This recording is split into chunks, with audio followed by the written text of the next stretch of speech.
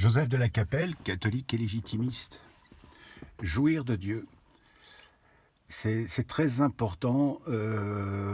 Il y a toujours eu dans l'Église, alors on a parlé de l'esprit janséniste, c'est pas tout à fait vrai, c'est l'aspect puritain plutôt.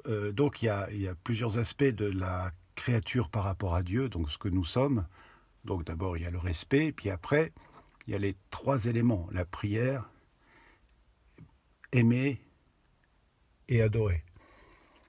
Et les louanges aussi. Bon, tout ça c'est bien, mais qui dit amour dit jouissance. Les gens qui sont en couple connaissent cela, enfin la majorité des gens, des hommes normalement constitués, aimer sa femme, bon, c'est quand même très concret. Et la majorité des hommes, on va dire que 80%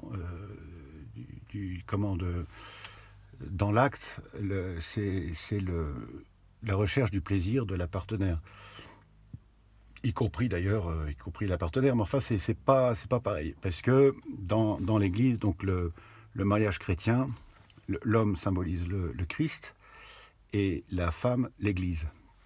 Mais c'est aussi Dieu et l'âme, voilà. Et donc, ce qu'on dit souvent, le don de la grâce sur cette terre et le bonheur dans l'autre.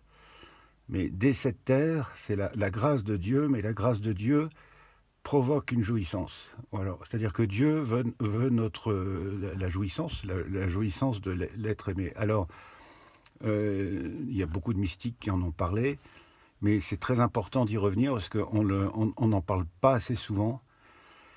Et on dit souvent aussi, ça c'est la tradition, je ne crois pas que ça soit un dogme, mais c'est la tradition qui le dit, on dit que l'époux de la Sainte Vierge, c'est le Saint-Esprit. Je crois que c'est très juste. C'est-à-dire que le Christ se donne en nourriture pour nous, parce que d'un côté comme de l'autre, qu'on soit des hommes ou qu'on soit des femmes, que le Christ soit l'époux de notre âme, c'était Sainte Thérèse d'Avila qui parlait de ça. Les épousailles entre le Christ et l'âme.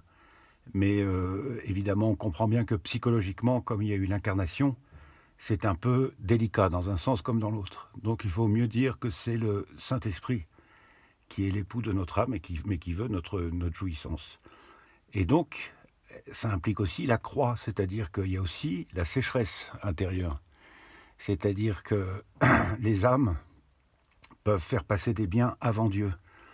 Donc il y a parfois des purifications pour qu'on revienne à l'essentiel et qu'on revienne à Dieu. Et voilà. Mais sinon, c'est très important de bien voir aussi cette dimension. Le don de la grâce, ça implique l'être profond et donc le plaisir très important de notre âme. Voilà, c'était juste pour faire avancer le schmilblick. Je trouve qu'actuellement, on parle beaucoup de suivre le Christ, aimer le Christ, etc. Mais qui dit amour dit jouissance. C'est obligatoire. Et il ne faut pas négliger cette partie. Donc il y a la louange, etc. Donc c'est la jouissance spirituelle. Voilà. Alors, Saint Paul, parce qu'on oppose souvent ça enfin, Saint Paul, il faut comprendre à l'époque, donc à l'époque donc, du 1er siècle, donc il avait affaire à des gens qui étaient païens. Donc ils avaient la messe, donc ils faisaient les louanges, etc. Il y avait la messe, la Sainte Messe, et puis après, bon, on buvait, on mangeait, et autre chose. Alors Saint Paul a dit, attendez, c'est pas tout à fait l'esprit. C'est pas tout à fait l'esprit. Il faut se remettre dans le contexte de l'époque. Ce qu'on dit souvent, Saint Paul était opposé à la chair, etc. C'était dans un contexte bien particulier. Et après, la chair et l'esprit, c'est deux choses différentes.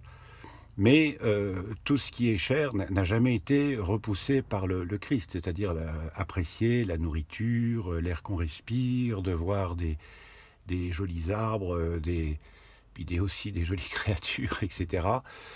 Tout ça, c'est tout à fait chrétien. Mais c'est un monde parallèle, c'est-à-dire que c'est le monde humain et le monde divin est parallèle à ce monde. Voilà. parce que on a souvent, heu, par rapport à la chair et cetera, donc par rapport à la sexualité et cetera, la sexualité c'est humain, alors que la jouissance spirituelle, c'est un autre ordre. Voilà. À très bientôt à tous, sainte Thérèse de l'Enfant Jésus, sainte Jeanne d'Arc, tous les grands saints de France et de Navarre, saint Joseph, Notre-Dame de Boulogne, Notre-Dame de France.